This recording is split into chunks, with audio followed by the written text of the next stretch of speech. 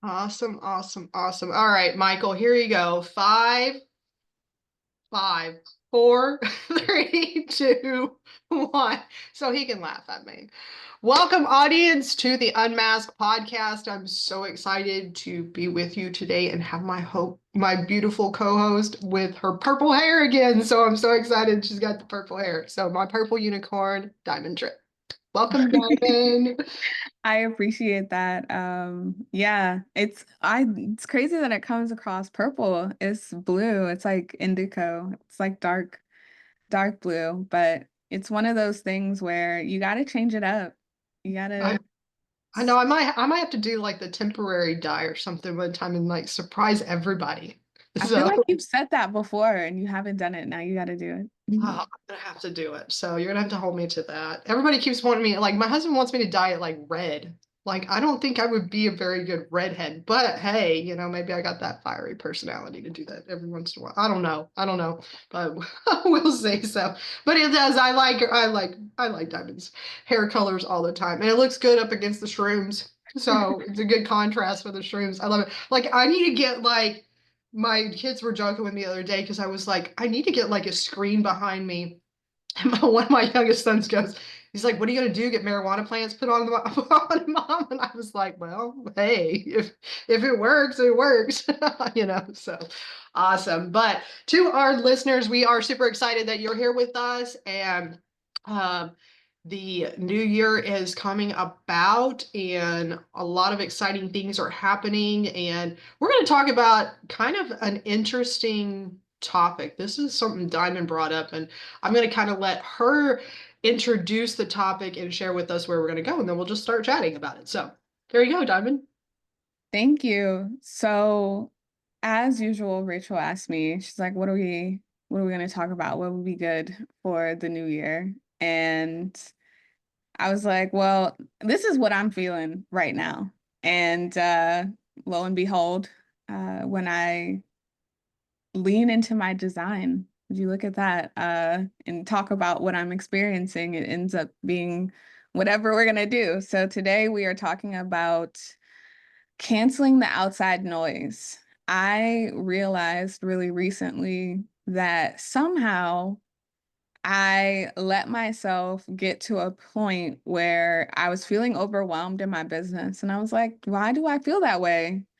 And I had this to-do list that, like, I used this little journal that I got from a conference that I went to. And it's not quite like 8.5 by 11. I'd probably say it's like 4 by 6. And I have 4 pages of to-do list items. And I was like, how do I have a to-do list that's 4 pages long? Like, what is even happening right now? Like, Right. and and one of the things that I recognized was that I'm doing a bunch of stuff and I don't even think half the stuff is stuff I actually want to be doing in my business. And I'm doing it because someone told me I should. Like I had a coach who told me like this is what you do to do whatever. And I've slowly been paving my own way, but there have been these little remnants of things that people said, and they said it with such conviction that I've still been holding on to it as a way to operate my business. Like I'm telling people now that I'm at the point that I'm like burned out. I'm like, yeah, I was doing like 5, sometimes like 7 podcasts a week. They're like, you were doing how many podcasts a week? I'm like, yeah, I know. I don't know what I was thinking.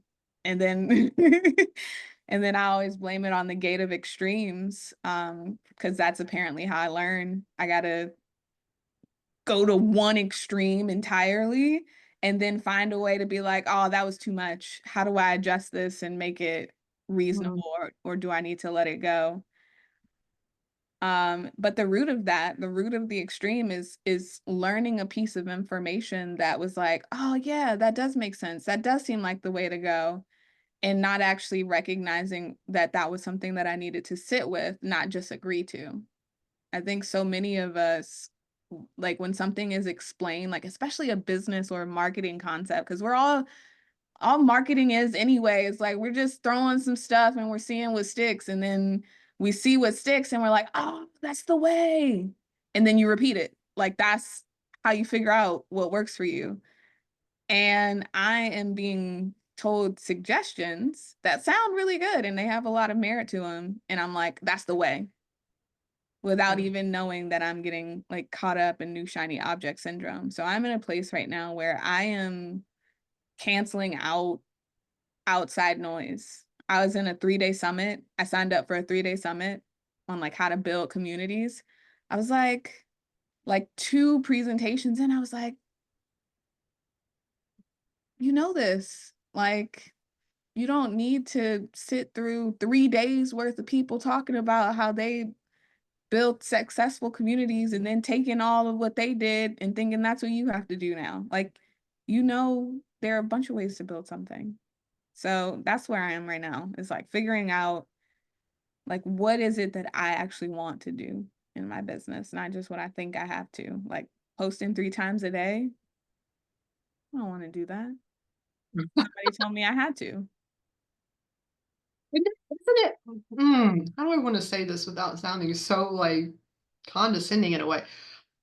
But when you said the shiny object syndrome, like how many of us like seriously get so wrapped up in like doing all of the things that everybody else is doing? And I heard, and I cannot remember what the guy's name is, but um he was saying that whatever everybody else is doing, do the complete opposite of that. Because he's like, and I was kind of one of those people. I've always kind of lived my life like that. If you're doing this over here, I'm gonna just go over here and do this because I'm not a big crowd follower, but I'm also like if I'm leading the crowd, that I want you to follow me. Like that's the way I am. And so shiny objects sometimes can really like derail your business, especially if you're a 5-1 like you and I are, because we love the research. And that's where I get like down the rabbit hole. Like something will come up. And I had this happen to me last week. And similar to what Diamond was talking about, I had a really like epiphany of like m- part of my what I was the people I was trying to serve were not my people. Like I was told this is what I should serve because I am one. And I was like, but I really don't want to deal with that type of person all the time in my business. Like I find enjoyment maybe with a couple of clients like that, but I'm like, if I had to have a whole calendar of clients like that, I don't know that I would want to get up and work the next day. Like that's literally what I thought about. And I was like, why? Like, but it was that whole shiny object, like doing what everybody else said you should do instead of doing what you feel led to do. So I have some questions for you. So what are you doing right now to like process through all that? Like give our listeners like what is your process right now? Like are you just sitting in it? Are you journaling about what are you doing to help process through that? Because I think this is a place for women, not kind of as a side note. I was working on um, a planner idea that I had because I love planners. And then I got to looking at it and I was like, why do we need planners? Like, seriously, why are we so busy that we need this planner to keep track of everything that's going on up here? Like, literally, that's what I thought. This is like my second brain, whatever you use, digital or paper plan. But I was like, why are we so busy that we need a planner to keep the 4 or 5 lists that we have to do? Like I really had that kind of that moment, like, why am I doing this? Like, why do I have to do all of these things? Kind of like you are. So what are you doing with this process? Like, where are you like in the process and what are you doing with it? Yeah, so this is basically day 2 of it. Day 1 is like a mix of days because as I was telling you, I was dealing with my aunt being in the hospital. So that was kind of what made me like realize it, because it was like, okay, I want to be there for my aunt. I want to show up for her. and I don't want it to interrupt like with the work that I have to do. And I'm like, and I started looking at my schedule and I was like, okay, like why are all these things on here? Like, yes, there are things that now that they're here and you're like reminded, like there are things that you want to do, but like you say this, you keep having this realization that you're doing a bunch of stuff and like you would rather be, you know, sitting with yourself. You would rather be learning more about your design. And so right now, as I'm trying to figure out how to cancel out the outside noise, I'm just looking at things within. So I have the Venus sequence and Gene Keys coming up pretty soon. And one of the spheres that we're starting with is the purpose one. And in my purpose sphere, it's transforming the shadow of failure into the gift of preservation, and at its highest frequency is veneration.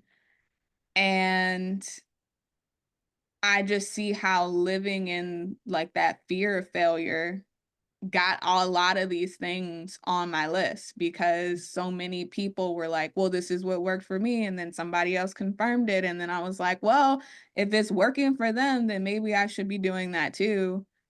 And like that fear of failure just like making me have this pressure to like do more when I ultimately know as a generator, like we're not supposed to initiate stuff. We're supposed to respond to stuff. So if I'm out here just like constantly initiating, of course, I'm getting frustrated, especially with emotional authority. Like I'm supposed, like even once something presents itself to me, I'm supposed to ride my wave Right. and, you know, see how I really feel about whatever the opportunity is and not get in my head about it. And instead, I'm like, yep, that sounds good. Let's go. I'd like wait a day and I'm like, yeah, it still sounds like a good idea where like so leaning into the tools that I already know teach me about the wisdom that's inside and really making a conscious effort to create space. I want to say listen to the voice, but the voice has been ignored for so long that I'm in the process right now of just creating space so that that inner voice feels like it has a place to speak up. Right now, it's like, you're not really trying to listen to me. And so I have to build that trust with myself again. That's a really like cool place to be, but not an easy place to be. So, yeah. So for our listeners, like oftentimes when and I use this word like leveling up in our lives, we oftentimes have, especially like what Diamond's talking about for generators, when we're not initiators, if that's not part of our, because neither one of us are supposed to initiate, which is hilarious. That's where we're at. But when we do try to force things, like when I try to force things, oh my gosh, they turn out disastrous. And usually not just disastrous in what I'm doing, but disastrous, it's like a ripple effect. Everything, it's like very karmic in a way. Like if I put out that I'm going to initiate something, then everything gets initiated back at me and it's like tenfold and it's nothing that I want. And I grew up in an environment where I had to initiate everything. And so sitting with that, and I'm glad you said that because I'm not in the noise part of it, but I am in a pivot in where I'm at in my business because there was a lot of noise. Like I wasn't listening to who I needed to serve. And I've always had a certain group of people that I serve well. And they're not difficult people, but they're not always easy people because they're sometimes complicated. Like people are just complicated. But when you add certain things, other things become more complicated. And I was like, I don't really want to do this. Like when I was working with who I was told to work with, and I was like, I don't really want to work with these people. And it was not that I didn't love them or want to serve them. It was just that's not my best work. Like that's not how I work the best. And when I was trying to push that, it was just I was helping people, but I was not doing the best that I felt like I could do for that person. And I wasn't filling myself up, because the work that we do is supposed to be not only giving, but also reciprocating. And when we initiate, for those of us who are not supposed to initiate, oftentimes our cups get so dry just because we give and we give and give and we keep pushing, we keep pushing, we keep pushing, and it doesn't work for us. And so I appreciate you being vulnerable and sharing that, because that stillness place is really, really hard for women. So for all of our women listeners, you've just been told that you need to, most of us can't sit. I remember back about, it's probably 2020, I took a meditation class, and that was the very first class we had to do. We had to spend every day for 10 minutes a day literally going into a closet or into a bathroom or someplace that could be completely silent, no noise, no phones, no nothing. And we had to sit with a candle. That was the only thing we could have. And we had to sit with ourselves for 10 minutes and a little like notebook to write down anything that popped up. And that was so super hard, like the first 3 or 4 days, because it was such one, I'm a mom, so silence is really not, I mean, I love silence, but it was one of those things like sitting in silence with oneself, that it's that trust. I think you nailed it when you're talking about that trust of like what voice is really that higher self voice, because sometimes when we haven't listened to it for so long, we forgot what it sounds like. And I think that is such a huge place for many of us to come to that realization that sometimes we got to sit for a while, and it can be a while. It could be for some people it could be short, but for some people it could be a while until we really, really figure out what that voice sounds like again. So kudos to you for finding and sitting in that space, because like I had to sit for a day or two with the pivot, because I was like, do I really want to go back into this arena? Like, do I really, really want to? Because it brings out a different I have to bring in not a different version of myself, but a more, what word do I use? Because it is myself. Yeah. It really is myself, because that's who I am, like in my essence. And when I work with those people, I'm more in my essence, trying to do it with the people group that I originally was told to do it with. I'm having to really like not being part of myself most of the time, because I'm having to not lessen myself to be with those people, but I'm not getting my cup full. Does that make sense? Like there's no equal footing to make my heart be full when I do that type of work. And I think for many of us that go into these spiritual businesses or in businesses where we're serving clients in a unique way, we often forget sometimes that that uniqueness is how we serve people. And if we're not listening to the higher voice or our higher selves, we oftentimes will navigate to what feels good. And that feeling good is not always what is good in serving clients. Because for me, it was like, oh, this is really easy. And if I say it's easy, then that's not the work for me. Yeah. Because it's not challenging me to become better. It's not challenging me to step up. It's not challenging me to be who I'm supposed to be. I'm just finding the easy way out. And those people still need to be served, but just served by somebody else other than me. And I have to be okay with that. Like somebody else can do that, and I'm cool with that, because they're going to serve them way better than I am. And so that's been an interesting like process, but sitting with yourself is so difficult. So have fun with that. Right? Yeah. Lots of fun. That's a so But it's helpful when there are so many teachers out there who are talking about what can happen when you sit with yourself, when you listen to that voice. I've been listening to a lot of Neville Goddard recently, love. and yeah, right. And even just occasionally, like I was asked on like 2 or 3 podcasts, they're like, if you could sit down with anyone, like dead or alive, who would you choose? And Mm, like the one person that always comes to mind is Neville Goddard, because he was talking about like this idea of like, not having to hustle and grind, but just letting things be easy, believing that things always work out for you for your highest good. And like he was talking about that at a time where people were like working in factories and like, what are you even saying? Like, but he knew that the message was worth sharing. And so like even thinking about his resilience and his tenacity as I listened to the recordings that encouraged me to look within, it's like, okay, somebody Yeah. out here, right? Oh, he was so ahead of his time. Yeah. So ahead of his time. I was listening to a little excerpt of him the other day when I was walking, and I was like, oh, I need to go back and revisit his stuff again. Because I did, 5 or 6 years ago, and I'm like, oh, I need to go back to that. And so that's good. That's awesome that you're finding.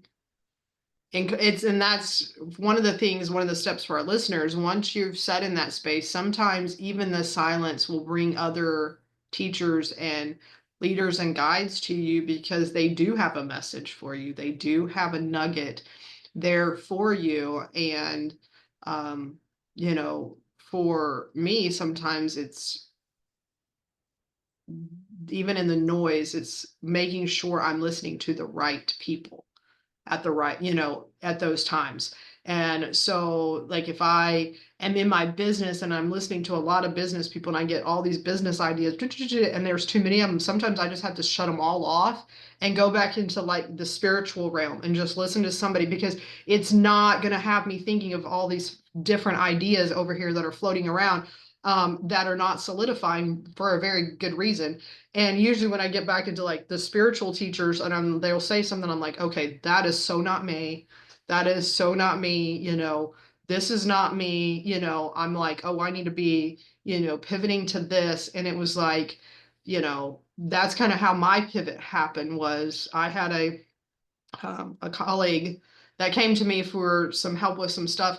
And we have done trainings together several times. And so I was like, why is she coming to me? But she wanted her contract read and different things.